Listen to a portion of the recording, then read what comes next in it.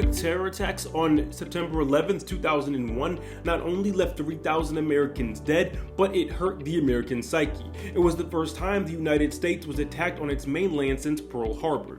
The attack prompted monumental changes in the way airlines operate, how this nation treats immigrants, how the US interacts with its own citizens, and the organization of the federal government.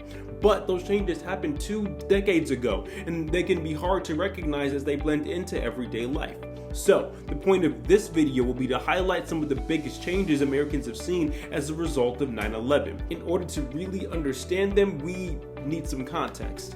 My name is Joseph, and this is the Atlanta Journal-Constitution in Context.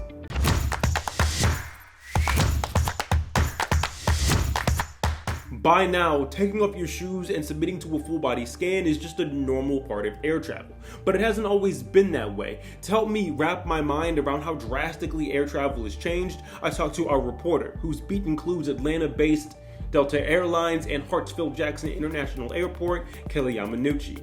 Now, the first question I asked Kelly was a big one. Why was the TSA, or Transportation Security Administration, even established? The TSA was established just a couple of months after 9/11 to strengthen airport security, and the hope was to thwart another terrorist attack that took advantage of vulnerabilities in aviation security.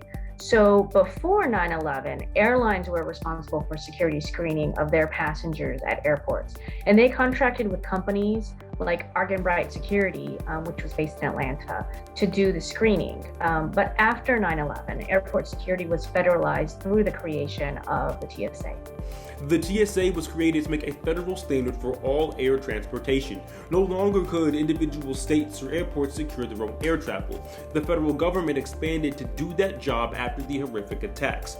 But the TSA was just part of a much larger reorganization of the federal government.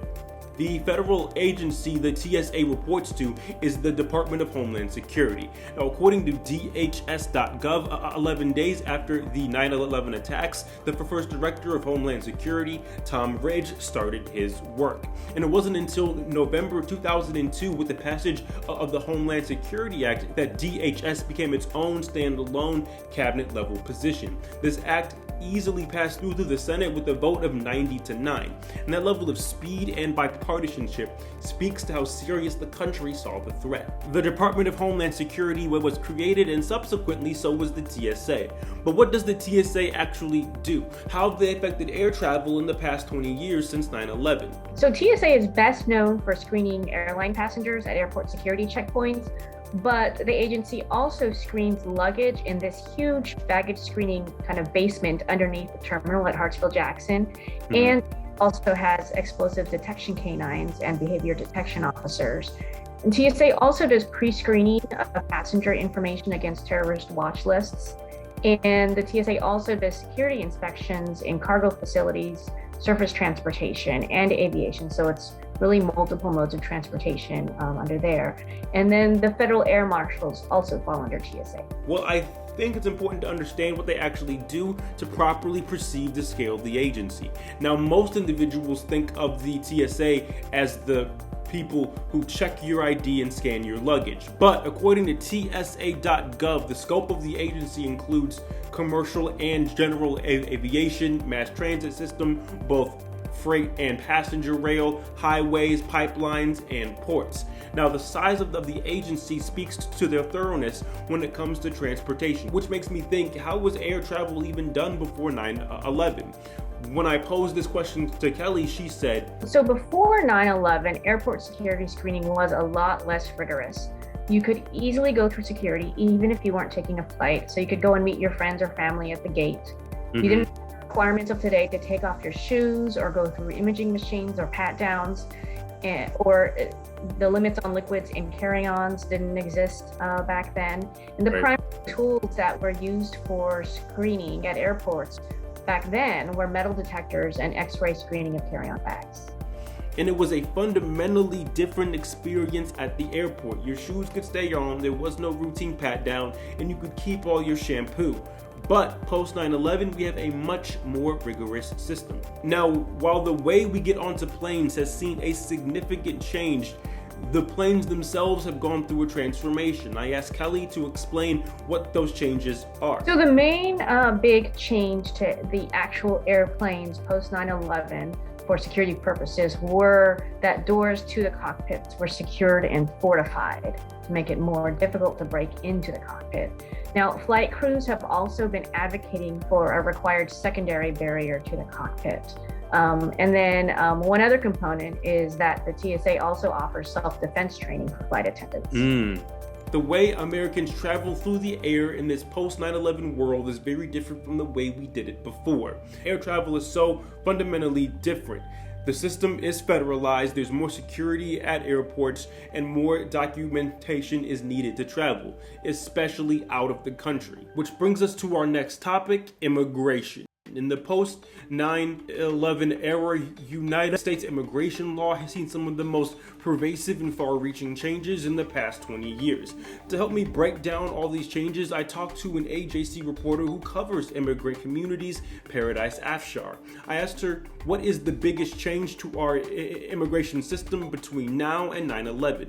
She told me. Our immigration system before 9/11 was very much based on, okay, you're going to come to this country and it was an easier, more streamlined system. It's basically what we had back then. And after 9/11, our focus became on let's keep terrorism out. National security became more of an issue than it was pre 9/11. And that is so important because it represents such a pivotal change in our nation's ethos towards immigrants. Immigration became a national security issue, and that change in posture towards immigrants manifested itself in the creation of Immigrations and Customs Enforcement, or ICE, which is under the Department of Homeland Security, that cabinet-level department we talked about earlier in the video. So with all these new powers and laws and systems, what does it amount to? What actually changed? One of the fears that came out of 9/11 was Al-Qaeda is going to start coming through the Mexican border. We have to secure our borders. We have to really get more manpower on the ground. And increase border security they did. In the subsequent years after 9/11, the US would spend billions fortifying its borders. For around 200 years of our nation's history, immigration was handled by the Immigration and Naturalization Service, or INS. But after the terror attacks of 9/11, things changed. As we discussed earlier in the video, the federal government wanted a more law enforcement approach to immigration. As Paradise explains, we needed something that would look at immigration kind of like a criminal thing. So our idea was if we could keep the criminals out, if we could keep the bad guys out, it would be safer. So they took more along of the law enforcement route. And we ended up empowering local police departments to be able to make arrests and to look up people's criminal statuses and look up people's immigration statuses. Their fingerprints would go to the federal government, so it would be easier for them to find anyone who's in this country unlawfully. What Paradise is referencing are enforcement and removal operations, which according to ICE.gov, quote, works to establish vital information sharing programs which help safely identify individuals who lack legal standing to remain in the country, protecting cities and towns across the country from preventable criminal activity. So, that is how ICE themselves describe it, but what does that actually look like in the real world, especially here in Georgia? Well, my colleague Ariel Hart wrote about just that. In her story, which is linked down below, she finds the program allows jailers to check inmates' immigration status and share that information with U.S. Customs officials, who can then initiate deportation proceedings regardless of if a crime was committed. Moreover, in each of the past 2 years, the Gwinnett jail accounted for more contacts with ICE through ERO than anywhere else in the country, according to information provided by ICE. And the Cobb County Jail was number 2 in 2019. Recently, sheriffs in both counties, Cobb and Gwinnett, say they will no longer take part in this program. Gwinnett Sheriff Kibo Taylor going so far as to say, quote, "Day one, I said I was going to do away with this program. I felt it was more detrimental to the health and safety of Gwinnett County than any benefits it may have brought." Now, there are so many more changes we can talk about, from our revamped visa system to how our immigration policies affect other nations in this hemisphere and what has changed for immigrants who are already here. It is clear that the terror attacks of 9/11 sparked a titanic shift in our immigration policy. Let me know if you want to see more content on immigration in the comments down below. And finally, no analysis of the United States' response to 9/11 is complete without talking about changes to national security. So to help me make sense of all this, I wanted to speak to a national security expert. So I spoke to my colleague, Jeremy Redmond. I asked Jeremy, what are some national security changes that happened after the 9/11 terror attacks? So after the attack, we recognized that we needed to look inward and protect the homeland. The Bush administration rearranged the federal government to confront those threats. The national security changed in other ways in that, we went beyond our borders to go after perceived threats. After 9/11, of course, we invaded Iraq and Afghanistan. We also fought in Syria and to some extent in Pakistan. Many would argue those wars destabilized those countries, creating an environment in which the Islamic State and other enemies of our country were able to thrive. I witnessed that firsthand in Iraq up close as an embedded journalist during trips there in 2004, 2005, and 2006. Like Jeremy said, the US already had many enemies in the area. It's important to understand that the United States' involvement in that part of the world did not start with 9/11. The United States has a very long history with these countries, dating all the way back to a US-backed coup of a Soviet-aligned Afghan government during the Cold War. If you're interested in the history of US involvement and want more context, I've linked a fantastic timeline of events in the description down below. So Cold Wars in the 1970s and invasions on a continent half a world away can seem very abstract. So how do these things apply to you, an average American, in your everyday life? That's what I asked Jeremy, who said, everything you and I see on a daily basis in our lives, so they're innumerable. Let's give some examples. So consider how when you go to the airport, you have to take off your shoes. You've got to get rid of any large quantities of liquid. Can't carry a big bottle of water on. You're subjected to full body pat downs and going through x-ray machines. Also think about, you're constantly having to update your passwords because of cyber security threats. How about when you go to a concert or a Braves game? You're going through, substantial security screenings these days.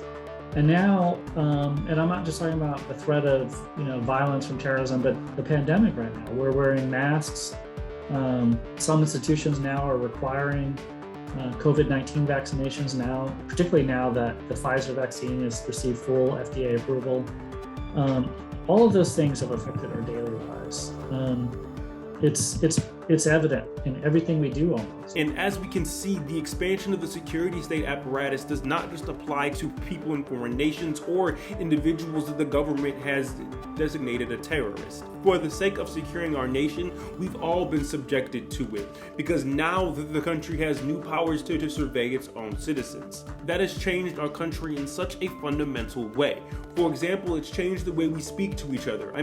Think about messaging apps and services. Not only do people know what end-to-end encrypted means, but for iMessage, Signal, and WhatsApp, it's a selling point. The fact that these apps give you privacy is seen as a market advantage. This shows a very significant change in the way Americans view data and their privacy. Now, the progenitor to almost everything we've talked about in this video and the metaphorical white elephant in the room is the Patriot Act. It's hard to overstate the profound impact this legislation has had and continues to have on our country. When Jeremy spoke about the Patriot Act, he said, so after the September 11th terrorist attacks, Congress, like much of America, was shaken, and they passed this law called the Patriot Act. And basically what it did is it gave the government more power to spy on its own citizens. So among the things that the government could do with this law is look at your records of your activity, including your doctor and school records, as well as your internet searches, and even search your private property without first notifying you. So a firestorm erupted in 2013 about this when the public learned the National Security Agency had been secretly using this law to collect logs of all Americans' phone calls. Congress went on to block this practice 2 years later, but more recently, another controversy has come up, and it's about the FBI's ability to use a part of this law to gather logs of people's web browsing activities online. So Congress allowed, this part of the law to expire in March of 2020, but there's a catch. Because the law, the way it was put together, the government can still obtain records for investigations that were open prior to that date. And so groups like the ACLU argue the expansion of what the government can do under the Patriot Act, a lot of it is unconstitutional, a violation of our constitutional rights. The Justice Department has maintained at the same time that, look, they're saying it's helped them prevent, investigate, prosecute terrorist attacks. And so that their ability, the government's ability in preventing another attack on the United States has been made much more easy, that their work is made possible by the Patriot Act. So this is still a source of controversy, and Congress has yet to resolve it fully. Expansion and federalization have been a theme over these past 20 years. So now I want to pass the question off to you. If you were alive before the terror attacks, what is the biggest changes you've seen as a result? If you weren't, what is the fact that surprised you the most? Let me know any and all thoughts in that comment section down below. And hey, while you're down there, go ahead and press that subscribe button if you haven't already. Press the like button if you liked this video. Favorite if you really liked it. But as always, my name is Joseph, and this is the Atlanta Journal-Constitution in Context.